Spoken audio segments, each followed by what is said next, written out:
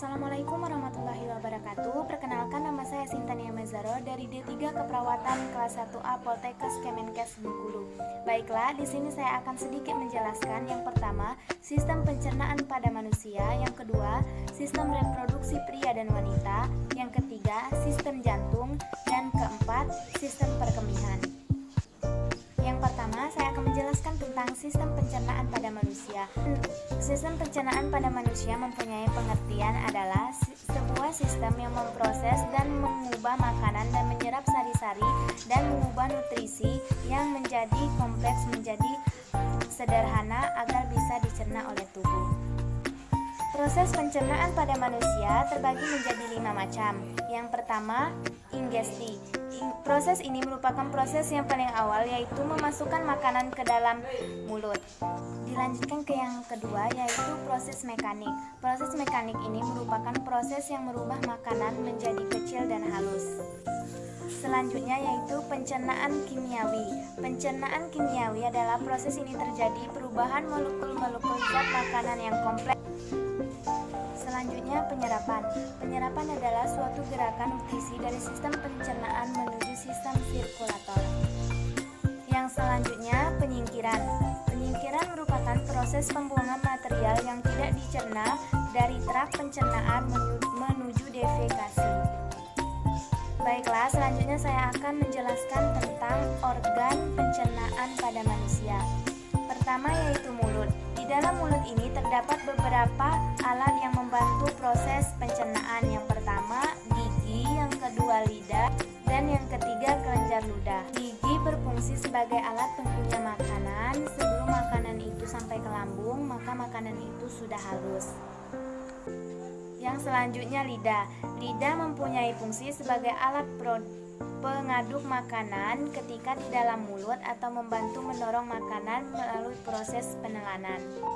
Yang selanjutnya kelenjar ludah. Kelenjar ludah yaitu penghasil ludah saliva. Penghasil ludah saliva ini mempunyai 3 tahap. Yang pertama yaitu kelenjar parotis yang terletak di bawah lidah. Yang kedua kelenjar submandibulovis yang terletak di rahang bagian bawah. Letaknya di sini. Yang selanjutnya kelenjar sublingual, letaknya di bawah lidah. Ludah juga mengandung enzim kreatin atau amilase. Enzim kreatin ini memiliki fungsi sebagai pengubah makanan dalam mulut yang mengandung zat karbohidrat atau amilum menjadi gula sederhana atau maltosa. Paring adalah mempunyai pengertian merupakan organ penghubung antara rongga mulut dengan kerongkongan atau esofagus. Makanan yang sudah dicerna akan dimasukkan ke kerongkongan melewati proses degustasi. Yang selanjutnya kerongkongan. Kerongkongan atau disebut dengan esofagus. Di dinding kerongkongan mempunyai yang pertama tunika mulosa, yang kedua tunika submukosa, yang ketiga tunika muscular. Setelah makanan masuk ke dalam mulut dan melalui paring dan kerongkongan, maka dilanjutkan kepada lambung atau disebut dengan ventriculus. Lambung adalah sebuah organ kantong besar yang terletak di rongga perut. Usus halus merupakan saluran panjang sekitar 8,25 meter dan terdapat 3 bagian utama antara lain. Yang pertama yaitu duodenum. Usus merupakan usus halus yang berbatasan dengan ventriculus. Terjadi proses pemecahan lemak dan karbohidrat panjangnya sekitar 25 cm atau 0,25 meter. Yang kedua jejunum. Jejunum atau usus kosong adalah usus halus yang berbatasan langsung dengan duodenum dan ilium. Setelah jejunum itu ada ilium. Ilium, usus penyerapan, adalah usus halus atau perbatasan dengan jejunum dan intestium. intestinium crassum. Disinilah terjadi penyerapan sari-sari makanan, panjangnya sekitar 1 meter. Fungsi usus halus adalah menyerap protein dalam bentuk asam amino, menyerap karbohidrat dalam bentuk emulasi lemak, Caldinier atau enzim yang ada di dalamnya. Yang selanjutnya menerima zat-zat makanan yang mudah dicerna guna dicerna melalui kapiler darah. Setelah makanan menuju usus halus, maka makanan akan menuju usus besar. Di sini makanan yang semasuk adalah sisa-sisa dari pencernaan dan makanan dipindahkan menuju ke rektum, lalu anus. Namun sebelum air yang terjadi di sisa-sisa tersebut akan dihilangkan sehingga konsistensinya lebih padat. Nah, dan sisa makanan tersebut membutuhkan waktu sekitar 36 jam untuk melewati usus besar. Maka makanan tersebut akan dipendam di dalam usus besar itu selama 36 jam. Lanjutkan ke rektum. Nah, di rektum itu adalah sebuah ruangan yang menghubungkan antara usus besar dan anus. Fungsinya adalah untuk menerima sisa-sisa makanan yang telah kita dapat dari usus besar untuk ditransportasikan ke anus. Nah, setelah rektum, maka sisa-sisa makanan tersebut akan masuk ke anus. Anus merupakan pintu terakhir dari sistem pencernaan pada manusia. Organ ini terjadi dari otot yang digunakan untuk menjaga dan menahan feses keluar dari rektum sehingga belum saatnya. Selain itu, otot ini juga akan mencegah kita buang air besar secara spontan saat tidur. Maka mengapa kita saat tidur itu kita tidak mengeluarkan feses? Karena diatur oleh anus yang mengatur pengeluaran feses kapan saatnya dia keluar. Nah, baiklah, sistem pencernaan pada manusia sudah selesai dan dilanjutkan kepada anatomi fisiologi sistem reproduksi pria. Sebelumnya kita ketahui bahwa bagian-bagian sistem reproduksi pada laki-laki itu yang pertama ada kelenjar. Nah, di dalam kelenjar itu mempunyai bagian lagi. Yang pertama testis, yang kedua vesika seminalis, yang ketiga kelenjar prostat, dan yang keempat kelenjar bulbo-urethralis. Nah, dilanjutkan lagi yang kedua, setelah kelenjar itu ada ductus. Ductus itu terdapat epidermis, ductus minalis, dan uretra.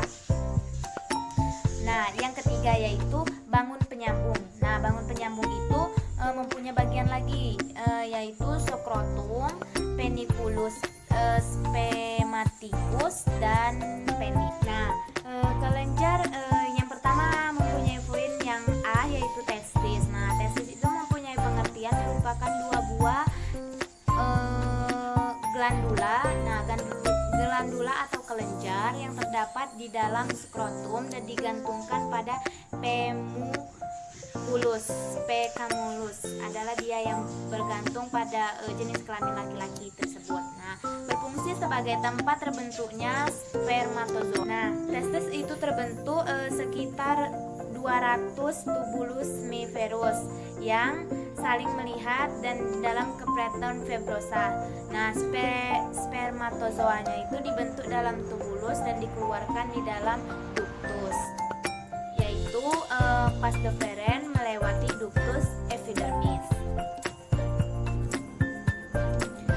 Nah, yang selanjutnya yaitu vesika seminalis. Vesika seminalis adalah dua buah kelenjar tubulur yang terletak pada kanan dan kiri di belakang leher kandung kencing atau vesika urinaria, dan dibentuk seperti piramid atau seperti segitiga. Panjangnya kurang lebih itu 5-10 cm. Nah, setelah vesika seminalis itu yang selanjutnya itu ada kelenjar prostat. Nah, kelenjar prostat ini melekat pada dinding bawah vesika urinaria atau kantong kemih. Di belakang kantong kemih itu terletak kelenjar prostat tersebut. Nah, besarnya tuh kira-kira sebesar buah kenari. Nah, prostat melingkar pada pangkal uretra yang dikeluarkan dari kandung kemih. Nah, kelenjar prostat merupakan kumpulan dari 30-50 kelenjar tubulo alveolar. Alveolar yang bermuara ke dalam uretra atau vas uretratica. Nah, fungsi kelenjar prostat ini yaitu fungsi dari kelenjar prostat ini menambahkan cairan alkalis pada cairan seminalis berguna untuk melindungi spermatozoa terhadap tekanan yang terdapat pada uretra dan vagina. Nah, yang selanjutnya itu ada kelenjar bulbo-uretra. Nah, fungsi dari epidermis tersebut ada 3. Yang pertama, saluran penghantar testis. Yang kedua, menghantar sperma sebelum diejakulasi. Yang ketiga, memproduksi semen. Ketiga yaitu bangun penyambung. Nah, bangun penyambung ini memiliki elemen-elemen. Yang pertama yaitu skrotum. Nah, skrotum merupakan kantung terdapat pada testis yang mengandung pada dasar pelvis. Skrotum terdiri dari kulit tanpa lemak, sedikit jaringan otot tanpa kaya akan pigmen.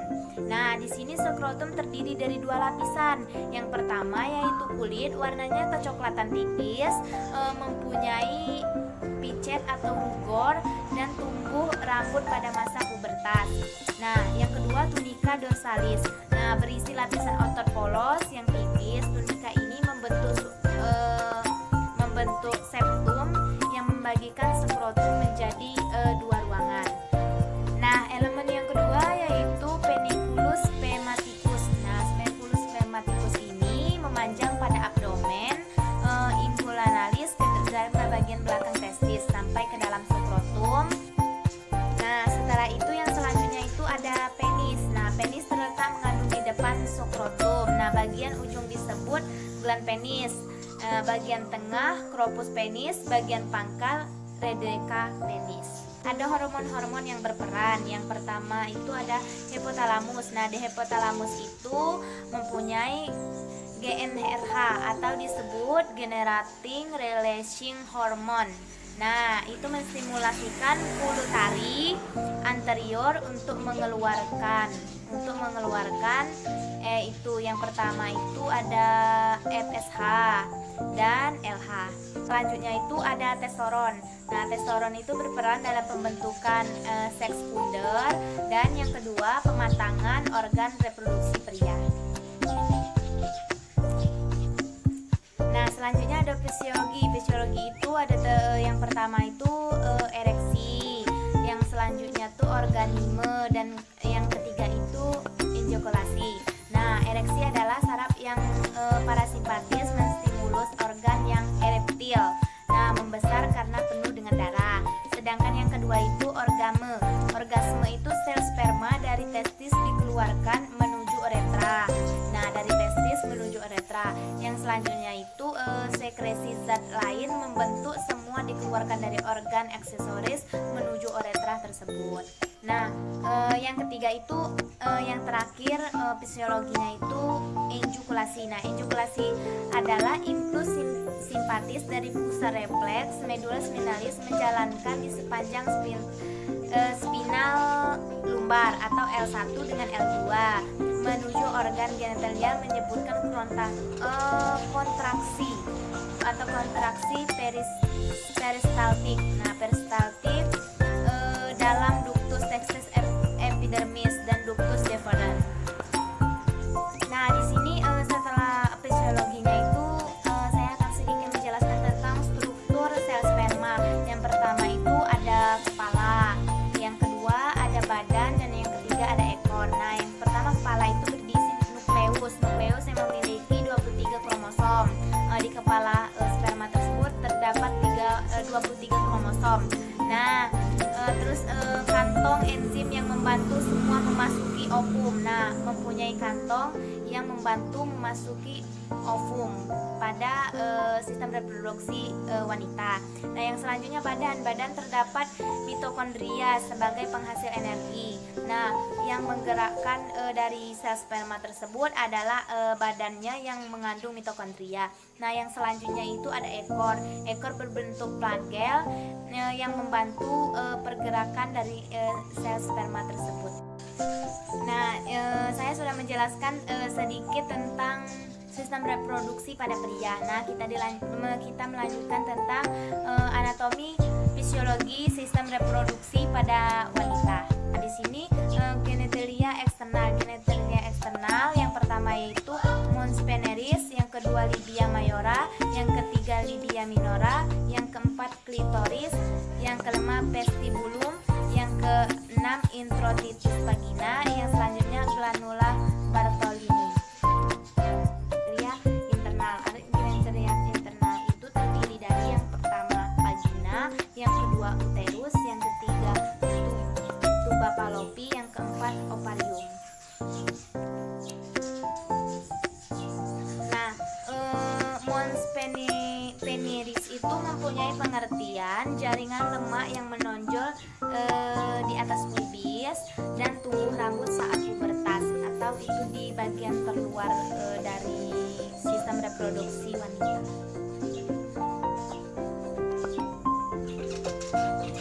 Nah, yang kedua itu ada labia majora. Labia majora itu terdiri dari bagian kanan dan bagian kiri. Nah, terdiri dari jaringan lemak yang berasal dari mons veneris lonjong dan mengecil di bagian bawah. Dilanjutkan lagi ke bawah dan ke belakang bertemu membentuk frenulum. Nah, dan selanjutnya homolog skrotum. Nah, setelah ada labia majora. Nah, dan setelah ada labia majora dilanjutkan dengan klitoris. Klitoris itu merupakan suatu tunggul yang ereptil tertuju oleh prepetum coliatis. Nah, banyak saraf yang terjadi di dalamnya itu ada berupa darah, analog, dan penis laki-laki. Yang selanjutnya itu ada vestibulum. Nah, vestibulum itu merupakan rongga yang dibatas oleh bagian lateral kedua labia majora. Nah, bagian anterior di atas klitoris. Nah, bagian dorsal diabetes purcat. Nah, setelah itu terdapat muara vagina, muara uretra, dan 4 lubang kecil. Nah, 2 muara dari kelompok Skene dan 2 muara dari kelompok Bartolini. Nah, setelah itu ada introtetus vagina. Nah, introtetus vagina itu dilindungi oleh labia majora, memiliki higmen. Nah, selanjutnya gladula Bartolini. Nah, gladula Bartolini itu merupakan kelompok penting pada area vagina. Nah, selanjutnya itu ada vagina. Nah, vagina itu sebagai fungsinya yaitu penghubung antara introketus vagina dan uretrus. Nah, dinding depan lebih pendek daripada dinding belakang. Terdapat rugai, nah, dan tidak terdapat kelenjar. Kedalaman vagina tersebut menonjol ujung serviks atau portio. Nah, pH asamnya itu sekitar 4,5 proteksi kuman. Nah, selanjutnya itu ada uterus. Uterus itu adalah seperti buah pokat sebesar telur ayam kampung, terletak pada vesika urinaria dan rektum. Nah, terbagi atas 2 bagian. Yang pertama satu korpus otari yang berbentuk segitiga, yang kedua serviks otari yang berbentuk selendris. Nah, berat uterus itu sekitar 57 gram. Posisi antepsikolio. Dinding terdapat lapisan endometrium atau selaput lendir, yang kedua meometrium atau lapisan otospolon, yang ketiga perimetrium. Nah, selanjutnya itu ada ligamentum. Nah, ligamentum itu memrepresentasikan ureterus, terdiri dari liga cardinelli, liga secretoatrium, liga retedum, liga latum, liga epidebulu, aprotrefreum. Nah, selanjutnya dilanjutkan dengan tuba fallopi. Nah, tuba fallopi itu memulai dari kornu, utera kaki bagian kanan dan bagian kiri ke lateral. Terdiri dari 4 bagian, pars interstitialis dan pars ischemica, pars ampularis, pars infundobulo. Nah, Fungsinya itu adalah untuk menangkap opum. Lapisan dalam tuba endoflapping terdiri dari selaput berselipat, bersekresi, berselia untuk menyalurkan opum ke dalam uterus. Setelah tuba Fallopi itu ada lagi ovarium. Ovarium terdiri dari dua hidung telur, kiri dan kanan. Nah, dihubungkan dengan ureterus. Nah, ligamentum prevetum dihubungkan dengan dinding panggul, legimatum infundibulo. Strukturnya itu terdiri dari korteks, medula. Hanya terdapat dua struktur. Nah, setelah itu ada lagi vascularis uterus. Nah, vascularis uterus itu yang pertama uterenia senetra atau et dextra, dan uterenia sinetra itu et dextra, dan saling menyilang dengan fisiologi sistem reproduksi pada wanita. Yang pertama siklus menstruasi. Nah, itu perubahan reguler pada lapisan uterus yang menyebabkan pengeluaran darah yang terjadi hampir setiap bulan, yaitu dinamakan siklus menstruasi pada wanita.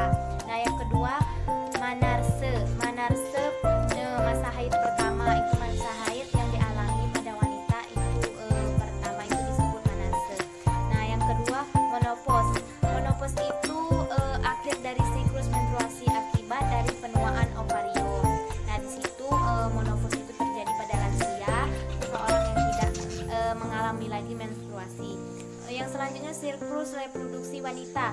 Siklus reproduksi wanita yang pertama adalah siklus ovarium, yang kedua siklus endometrium atau menstruasi, yang ketiga siklus memetrium, yang keempat siklus gonadotropin. Nah, dilanjutkan lagi dengan sistem perkemihan.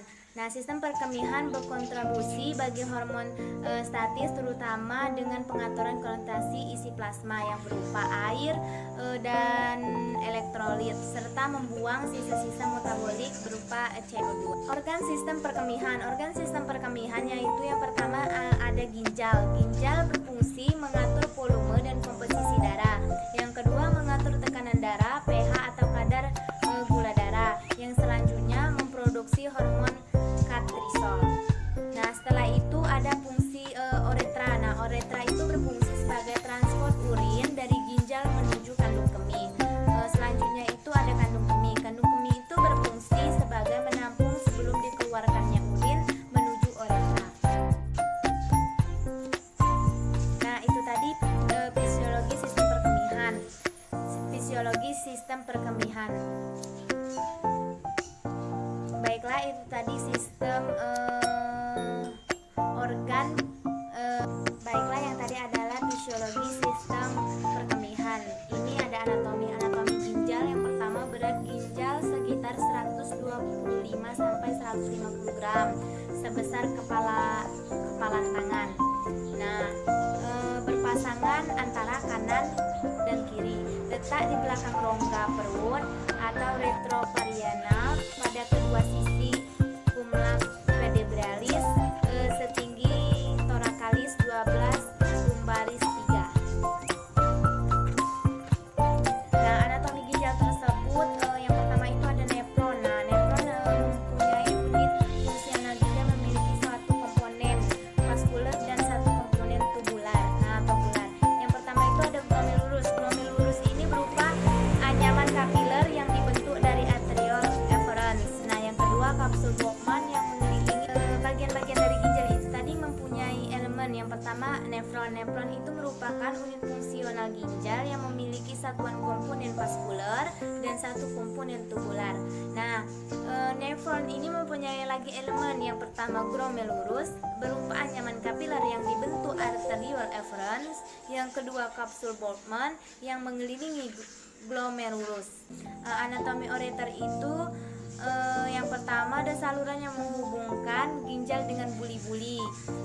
Yang kedua banyaknya dua buah kiri dan kanan, panjangnya sekitar 25 sampai 30 cm, diameter 4 sampai 5 mm.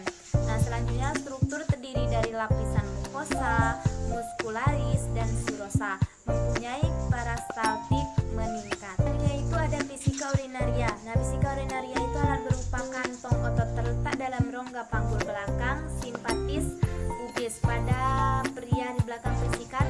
Nah, selanjutnya ada anatomi lapisan muskularis. Nah, terdiri dari otot polos tersusun secara sirkulasi dan longitudinal. Pada muara uretra terdiri dari cincin otot-otot yang tulus kuat sebagai klete pengatur keluar urin. Nah, disebut sphincter ureter internal dan eksternal. Nah, dalam normal sphincter ini berkontrak. Itu sphincter yang mengatur keluarnya urin pada manusia. Nah, yang selanjutnya adalah uretra. Uretra merupakan saluran keluar dari vesika. Nah, pada laki-laki itu pendek dan lurus, sekitar panjangnya itu sekitar 2,5 sampai dengan 3,5 cm. Sedangkan pada laki itu berbelok-belok sehingga panjangnya 17 sampai 12,5 cm. Nah, uretra ini terdiri dari atas uretra pars protasica dalam prostat dan uretra pars membranosa antara kelenjar prostat sampai pangkal penis. Nah, pembentukan pada urin itu mempunyai terdiri dari 3 fase. Yang pertama filtrasi glomerulus, yang kedua reabsorpsi tubuli, yang ketiga sekresi tubuli. Nah, yang selanjutnya itu ada filtrasi glomerulus itu proses penyaringan besar-besaran plasma hampir bebas protein dari kapil glomerulus ke dalam kapsul Bowman. Yang kedua reabsorpsi tubulus, perpindahan dari zat lumen tubulus menuju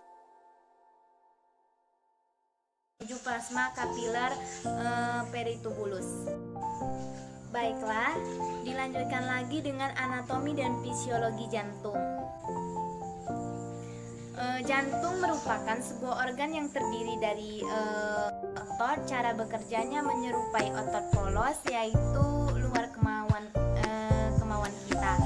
Nah, kerja fungsi jantung adalah mengatur distribusi daerah ke seluruh tubuh.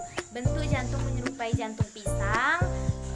Besarnya kurang lebih sebesar kepalan tangan